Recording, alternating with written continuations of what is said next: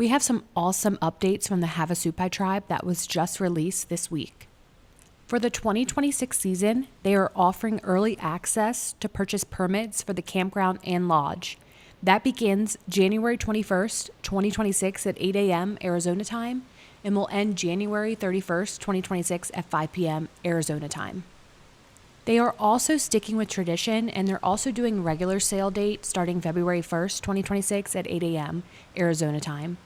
The permit pricing remains the same as last year, with the campground permits at $455 per person for a 3-night reservation and lodge permits at $2,277 for a 3-night reservation, which allows up to 4 people per reservation. Another major update, the tribe is also now allowing partial refunds under a newly established cancellation policy. Cancellations must be initiated and completed through your online tourist account at least 90 days before the first day of your permit start date to receive a 50% refund of the permit fee. Any refund will be returned to the credit card on file that was used to make the original purchase. Cancellations made within the 90 days of the first day of your permit start date are not eligible for a refund. In those situations, the purchase price is non-refundable. They do kindly ask that you cancel your reservation online through the tourist account so that they have some sort of heads up that you won't be checking in for your reservation. If you have more than one permit needing to be canceled, each must be done individually in order to receive the partial refund. Be sure to check out the Havasupai Reservations online page if you have any additional questions regarding the policy changes. Be sure to check out the rest of the video if you want to learn all about Havasupai and our experience while visiting. We hope this video allows you to have the best experience possible while there. Thanks for watching, and be sure to like and subscribe. Hi, I'm Logan. And I'm Matt. And we're with Wild and Wanderlust. Today we're going to be telling you all about Havasupai, the permitting system, what the hike's actually like, what it's like being down in the campground. So follow along, watch the whole video. There's going to be a lot of interesting facts and things you really need to know if you're going to take on this hike next year. To start off, I just want to give you a little history about the tribe. The Havasupai Tribe currently sits on 188,000 acres of land in the southwest part of the Grand Canyon. When the Grand Canyon was originally established in 1919, the tribe was allotted 518 acres in a nearby side canyon, but have since returned to their original homelands, which includes the beautiful blue-green waterfalls they share with us today. These lands are sacred to them, and they draw their strength and spirituality from it. The population of Havasupai Tribe is 640, and tourism is their main industry. Packing animals for trips, accommodating guests, and providing other services for the tribal enterprise is their main source of revenue. The nearest community to the reservation is Peach Springs. It is 64 miles southwest of Hilltop, so please be respectful throughout your visit. With all this being said, the tribe seeks to preserve the beauty that is Havasupai Falls and limits the number of visitors allowed to visit the reservation. They do this by requiring a paid permitting system to hike into their village and access their lands, which includes all the waterfalls. There is no day camping allowed, so this is the only option. So you may be asking how to get permits. So the very first thing you need to know is February 1st is when the permits go live. So make sure you have an account signed up, go ahead and log in and be ready on February 1st when they drop. With that being said, there is a few things you need to know. First off, all the reservations are for 4 days, 3 nights. There's 2 different options. You have the lodge or you have the tent camping. We did the tent camping, but the lodge is also another great alternative if you aren't a big fan of tent camping, and we'll go over that a little bit later in the video.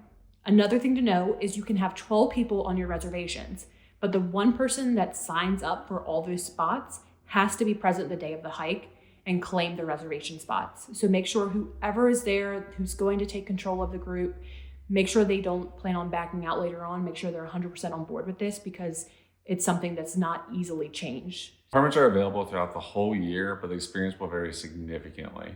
So be sure to consider what time of year you want to visit prior to applying for the permit.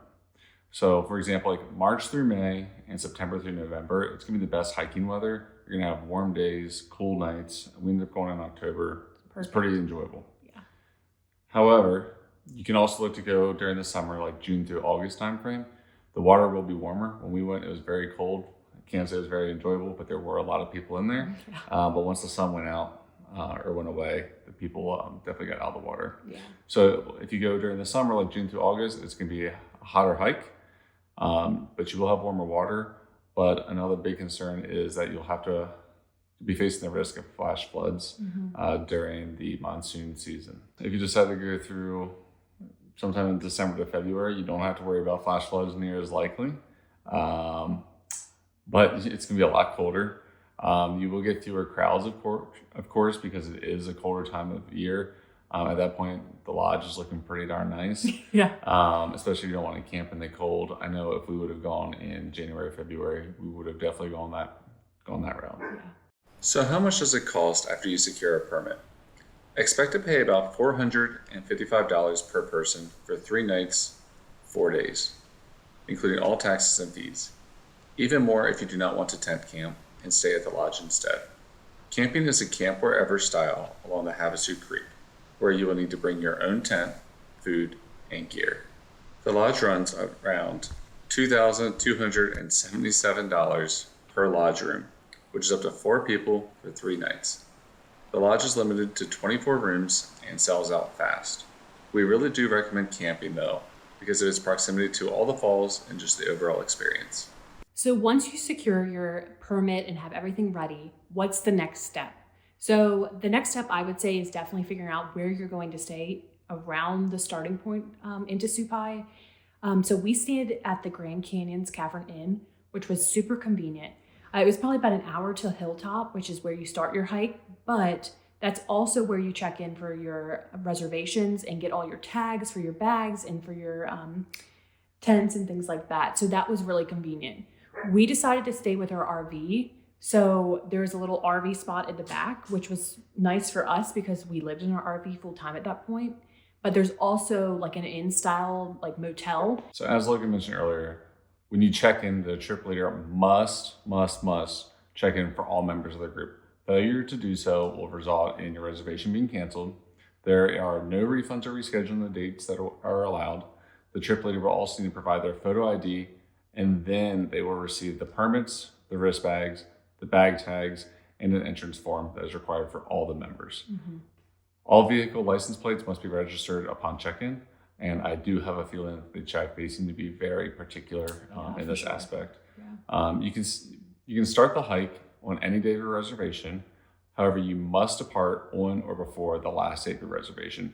There's no refund for unused days, so we recommend getting down there early. And on the day you get out, get up early too, so it's not too hot. So now that we have discussed how to get permits to make it onto tribal land, we must discuss how to actually get there. Anyone who wishes to visit must choose one of 3 options: hiking, helicopter ride, or pack mule. Let's start off with the most popular option, which is hiking into Supai Village. Access to the village is via trail that begins at Havasu Hilltop. From Havasu Hilltop, it is 8 miles to the Supai Village and 2 additional miles to camping and waterfalls. Start your hike before sunrise to beat the desert heat, especially in the summer. Carry at least 1 gallon of water per person, as there is no water on the trail. The hike is long and remote, but not technical. It's mostly a downhill trek into the canyon. But remember, the hike back out is uphill and can be very strenuous, especially in the sun. Next up is the helicopter ride, which is weather permitting. Dates of operation are between March 15th and October 15th. Sundays, Mondays, Thursdays, and Fridays. October 15th through March 15th, Fridays and Sundays. The cost for a helicopter ride into the canyon is $100 per person each way. Children 2 years and younger fly free. No luggage can be flown without a passenger. Each passenger is allowed 1 carry-on bag up to 40 pounds. Reservations for helicopters cannot be made and flights are never guaranteed. You must show up at Havasupai Hilltop or a village landing and sign in before 10 a.m. and flights take place between 10 a.m. and 1 p.m. IHS and tribal members receive priority boarding. Tourists are boarded on a first-come, first-served basis. Once signed in, be ready to fly. You must be there when your name is read. If you are not there, it will be crossed off the list. It takes approximately 15 minutes to fly from Havasupai Hilltop to Supai Village. To see the waterfalls, you will need to hike 2+ miles from the village. Always be prepared to hike in case the chopper doesn't fly. Finally, pack mules are available to carry bags into and out of the village. Mule reservations will be confirmed at check-in. Mule reservations are non-refundable. If you intend to use the service, you must ensure your packs and supplies are the proper weight and size for your mule reservation. Visitors must obtain their pack mule tags no later than 9 a.m. on the morning of your reservation arrival date in order for your reservation to be honored.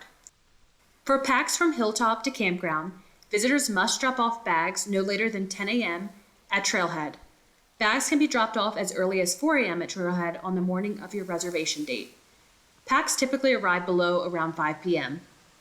For packs from campground to hilltop, bags ready for transport must be dropped off no later than 6 a.m. at campground. Packs typically arrive up top around noon. Amenities are very limited at Havasupai Falls.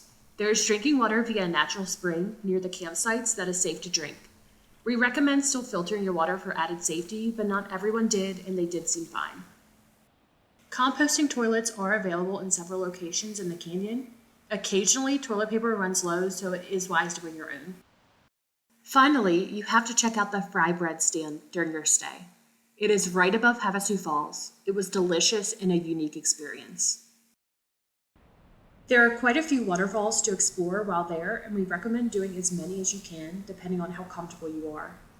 When we went, we completed Havasupai Falls, 50-Foot Falls, Little Navajo Falls, and Mooney Falls, which will be included in this video. We did not do Beaver Falls or the Confluence because Matt was not able to navigate down the ladders at Mooney with a shoulder injury.